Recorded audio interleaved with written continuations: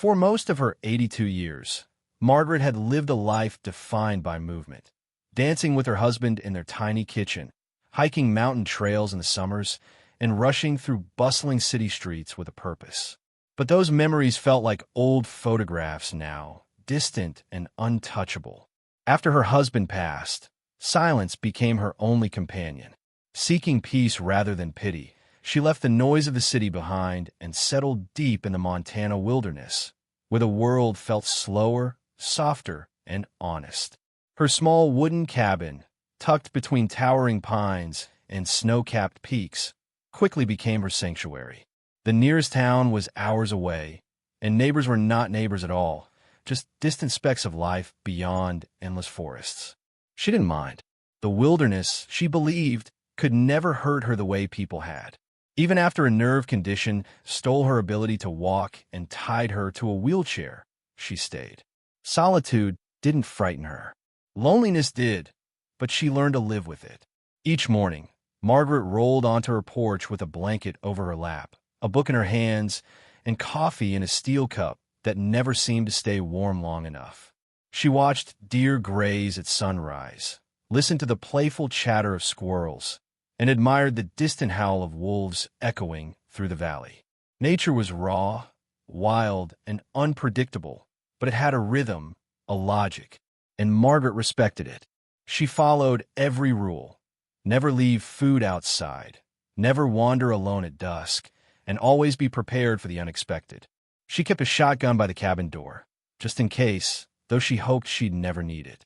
Her only human contact came from Jake, the dependable middle-aged man who visited every couple of weeks with groceries, medicine, and the kind of small talk she pretended she didn't miss.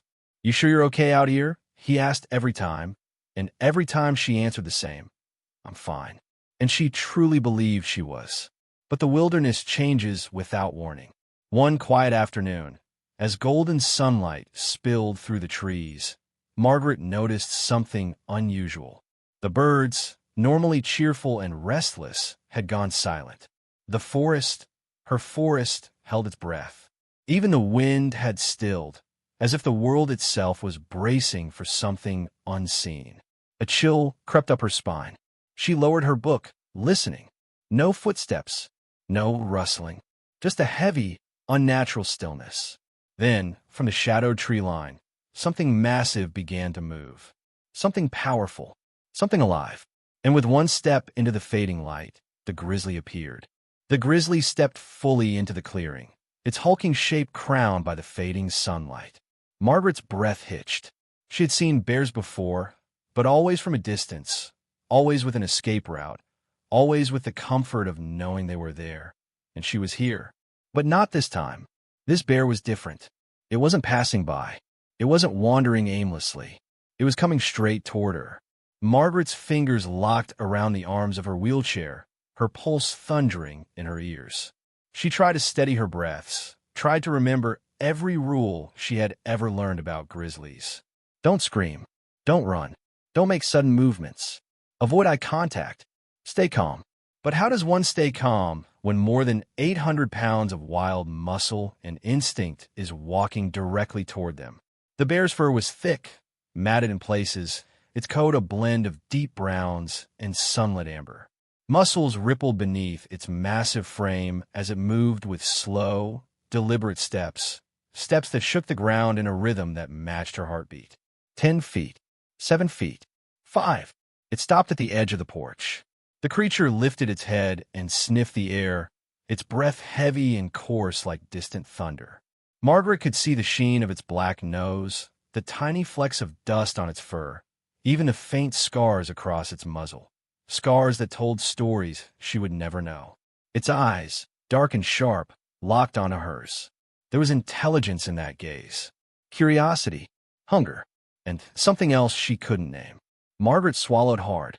The shotgun was inside, just a few feet away, leaning against the wall where she had left it. But even if she could reach it, even if she had the strength to lift it, would she really fire? She had lived this long learning to coexist with nature, not destroy it. Her wheelchair, however, had nudged into a crack between the wooden planks of the porch, trapping one wheel in place. Even if she tried to back away, she couldn't. She was stuck, vulnerable, exposed. The grizzly let out a low, rumbling exhale. Not a growl, not a warning, but a sound that vibrated through the wood beneath her. Margaret braced herself. This is how it happens, she thought. Not with wolves, not with storms, but here on my own porch in the world I trusted. Then she saw it, something she hadn't noticed before. The bear's frame, though massive, looked leaner than it should have been for this time of year. Its ribs weren't visible, but there was a hollowness in its sides, a tiredness in its stance. The grizzly wasn't here to attack out of dominance. It was starving, desperate. Hunger could make any creature unpredictable. Margaret's eyes drifted to the small wicker basket beside her chair, the one that always held a few small snacks for her porch reading. Bread, apple slices, nothing more. Would food save her, or would feeding it make things worse? Her hand trembled as she reached for the loaf of bread, her movements agonizingly slow. The bear tracked every motion, its nostrils flaring, its eyes unblinking. She tore off a small piece. Then, heart pounding, she tossed it toward the dirt just inches from its paws. The forest held its breath. The bear lowered its head, and in that moment, everything changed. The grizzly paused, nostrils flaring as it examined the scrap of bread on the ground. Margaret couldn't breathe. She sat frozen, one heartbeat, then another, watching the massive creature decide her fate over a single piece of food. After a long moment, the bear lowered its head and gently picked up the bread between its jaws. No snarling, no sudden movements, just a slow, deliberate chew. Margaret's chest rose and fell in a shaky breath. It worked, or at least it didn't kill me yet. The bear lifted its head again, locking eyes with her. Its dark gaze didn't hold anger. If anything, it held a question, one Margaret felt deep in her bones. Hunger can defeat fear, she realized, and hunger had brought this creature to her door. Her hand trembled as it hovered over the basket again. This time, she pulled out another piece, smaller than before, hoping not to push the animal into frenzy. Slowly, she tossed it. Again, the bear lowered its head and ate, its movements controlled, almost respectful. Seconds bled into minutes. Margaret's fear began to change shape, not gone, but shifting into something more complicated. The forest around them stayed silent, as though the world itself was crouched low, watching, holding its breath. Margaret glanced more closely at the animal. Now that the immediate danger wasn't crushing her lungs, she could see details she'd missed. The dullness in its fur, the faint tremble in one leg, the weariness in those heavy-lidded eyes. This was not a predator at its strongest. This was a creature worn thin by circumstance, fighting for its life the same way any soul fights when winter approaches too soon and food grows too scarce. Without warning, the bear stepped closer. Margaret stiffened, pulse leaping. The creature's massive head rose until it hovered just a foot from her lap. She could feel its breath on her hands, damp, warm, smelling of earth and desperation. Her fingers twitched with instinct, but she forced them still. Don't move. Don't startle it. The bear inhaled deeply, sniffing her blanket, her sleeve, the basket at her side. Margaret whispered a quiet plea to the universe. Not like this, not now. Then came a moment she would replay in her mind 1,000 times. The bear lowered itself onto its haunches and sat, not like a beast ready to strike, but like an exhausted traveler who had finally found a place to rest. Margaret blinked, unsure if her mind was tricking her. The grizzly simply stayed. The fear inside her loosened another notch, and in its place came a feeling she never expected: sympathy. She had known loneliness. She had known hunger too, not of the body, but of the heart. And looking at this creature, alone, tired, starving, she recognized something familiar. The bear let out a soft, rumbling exhale. Not threatening, not aggressive, almost peaceful. Margaret swallowed. "You poor thing," she whispered, barely hearing her own voice. "What happened to you?" As if responding, the bear slowly lowered its body to the ground beside her porch. Its giant frame stretched out in the dirt, paws sinking into the earth, eyes drifting closed. not in sleep, but in surrender. For an apex predator to let its guard down beside a human, it was unthinkable. Margaret's breath trembled. She stared at the animal, so powerful, so dangerous, yet vulnerable in a way that shattered her expectations. Something in the forest air shifted. The moment was no longer predator and prey. It was something else.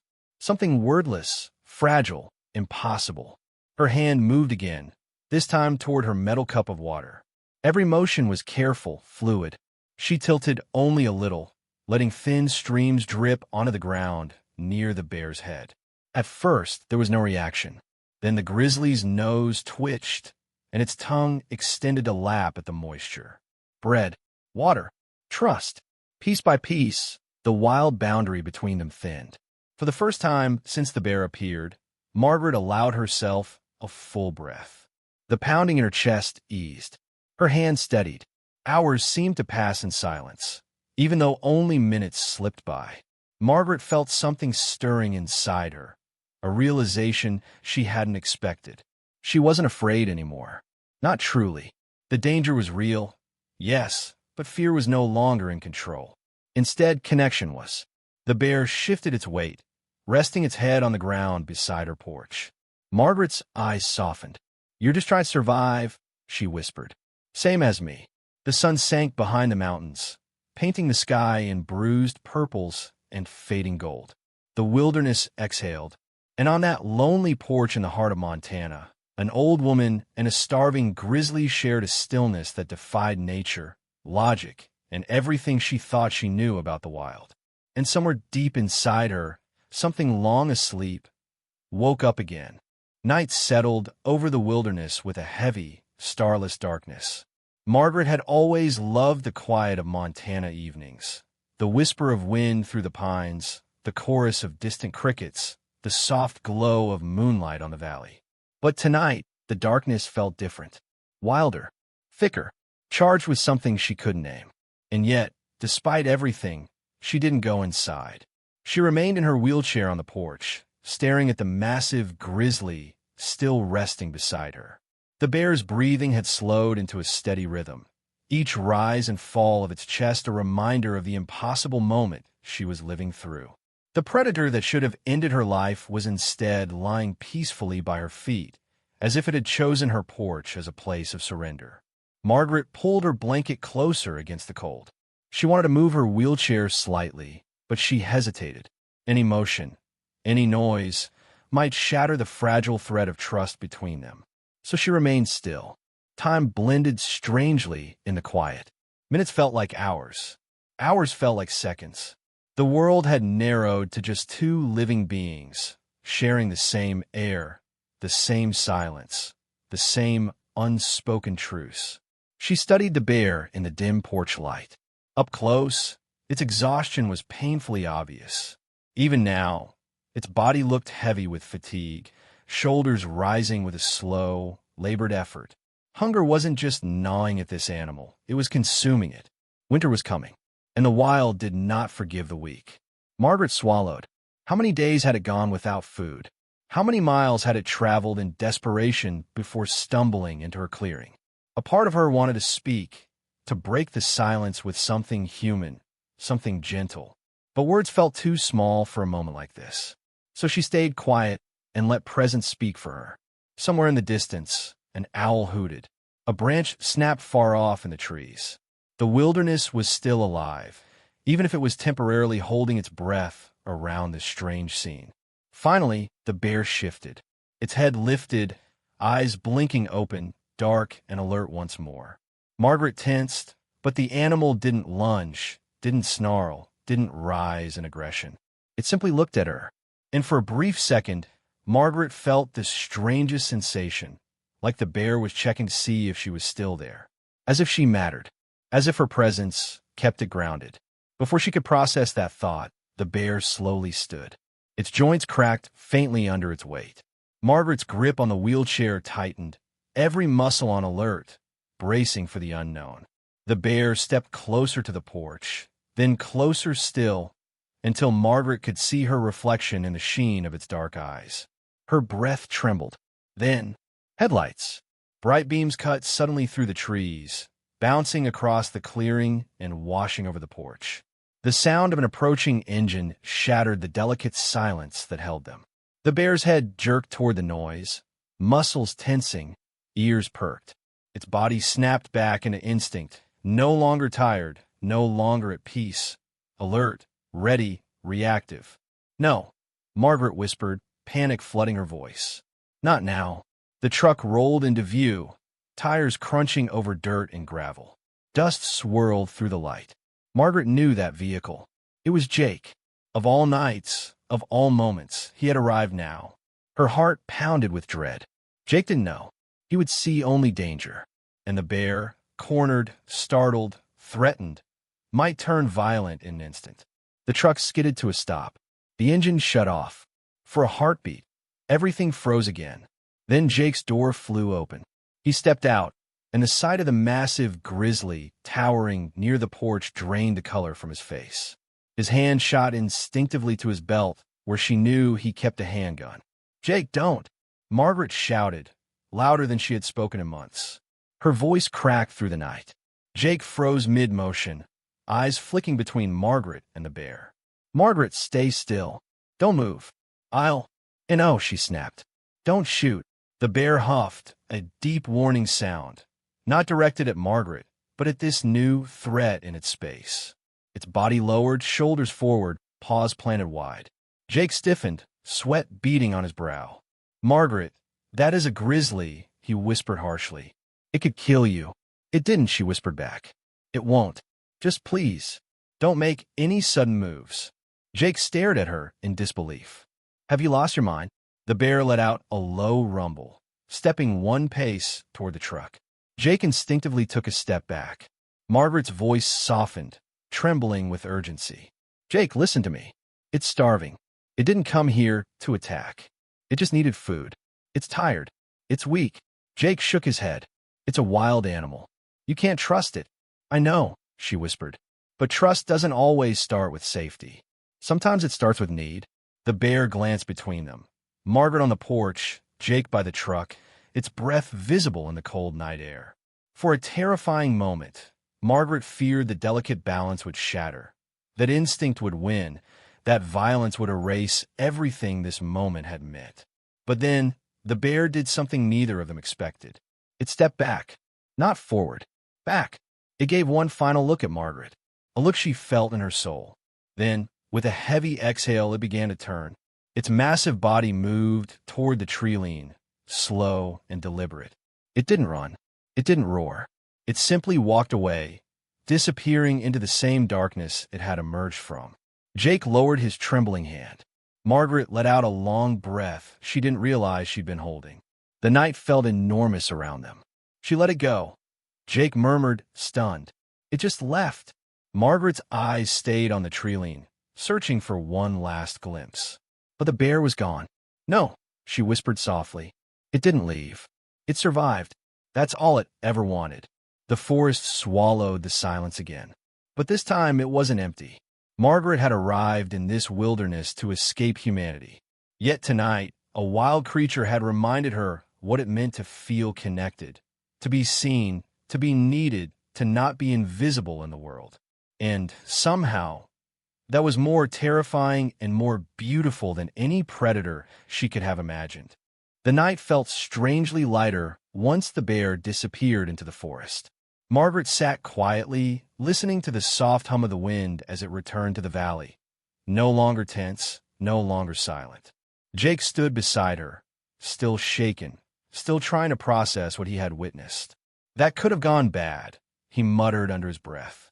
Margaret nodded. "It could have. But it didn't." Inside the cabin, Jake checked every corner, every window, insisting on staying the night for her safety.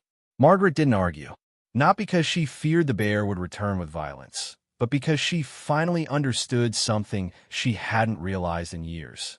She didn't have to face the world alone. The next morning brought a pale sunrise and a thin layer of frost on the ground. Margaret rolled back onto the porch, gazing at the tree line.